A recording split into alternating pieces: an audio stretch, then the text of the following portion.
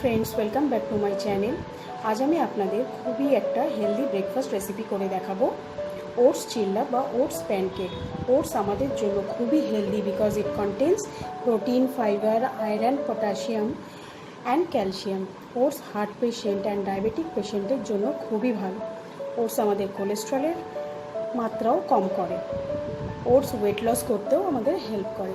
তাহলে চলুন দেখে নিই এই হেলদি ব্রেকফাস্ট রেসিপিটা কিভাবে তৈরি করতে হয়। মশলা ওটস চিল্লা বানানোর জন্য প্রথমে আমি এখানে একটা কড়াই খুব ভালো করে গরম করে নিয়েছি। এবার এতে 2 কাপ মতো ওটস আমি ড্রাই রোস্ট করে নেব।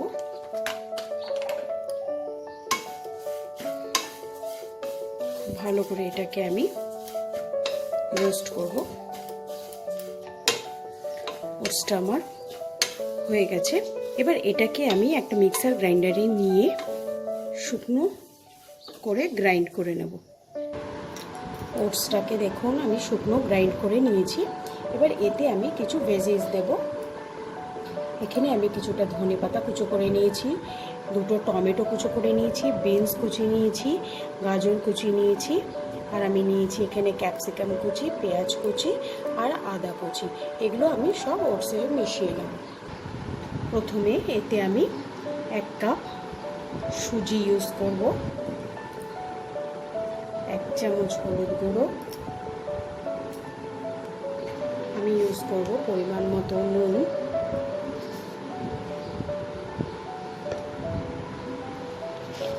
1 চামচ গোটা জিরে,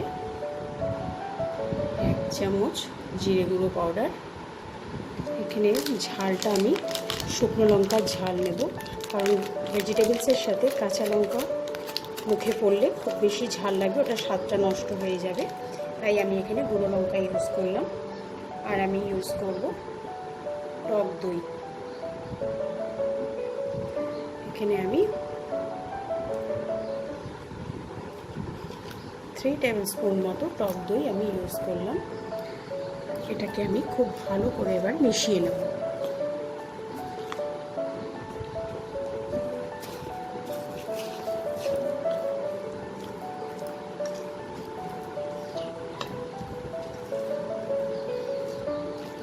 এই চিল্লাটাকে আরও হেলদি করার জন্য আমি একে একে সমস্ত ভেজিটেবলসগুলো অ্যাড করে দেবো।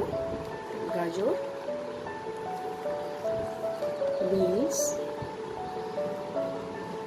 ক্যাপসিকাম কুচি, পেঁয়াজ কুচি, আদা কুচি, টমেটো আর ধনেপাতা।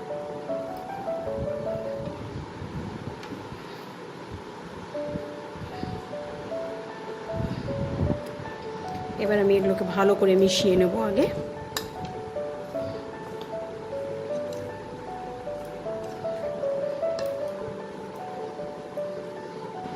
এবার এতে অল্প অল্প করে জল মিশিয়ে আমি একটা ব্যাটার তৈরি করে নেব। এই ব্যাটারটা খুব বেশি পাতলাও হবে না, আবার খুব বেশি শক্তও হবে না। এটা রানি ব্যাটার তৈরি করব আমি।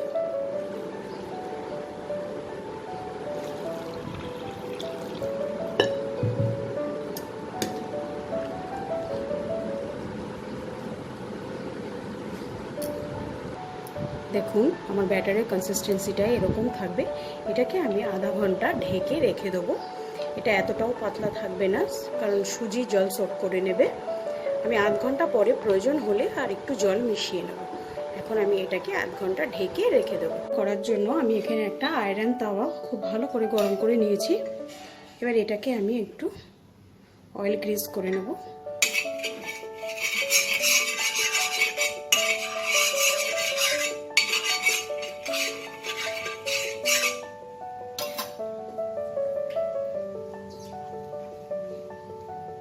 এবার আমি ব্যাটারটা দেব।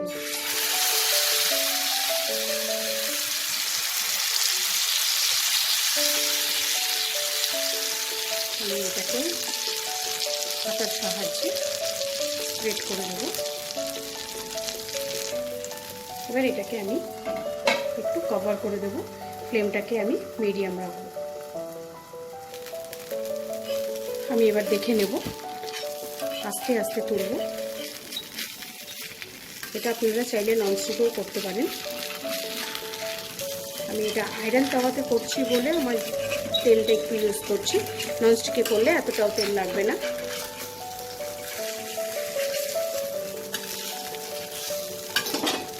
এবার আমি উপর থেকে কিছুটা একটু তেল গ্রেস করে আমি এটাকে খুব আস্তে করে উল্টে দেবো। এই পাশটাও খুব ভালো করে লাল করে ফ্রাই করে নেব। আমার দুটো পাশে ভালো করে ভাজা হয়ে গেছে, দেখুন খুব সুন্দর এটা ক্রিস্পি হয়েছে। এটাকে আমি এবার তুলে নেব।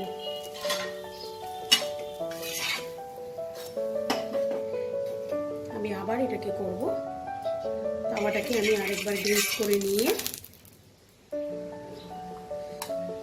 আমি আবার একটু ব্যাটার দেবো।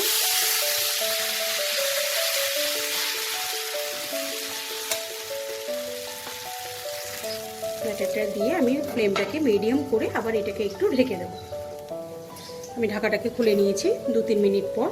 ওপর থেকে আরও একটু তেল গ্রেস করে আমি এটাকে উল্টে দেবো।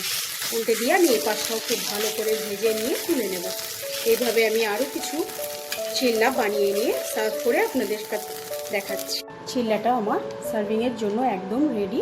তো আপনাদের যদি আমার আজকের ভিডিওটা ভালো লাগে, লাইক শেয়ার করতে ভুলবেন না।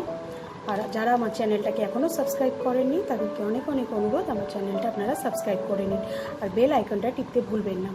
আজকের মতো বিদায় জানিয়ে শেষ করছি। বাই।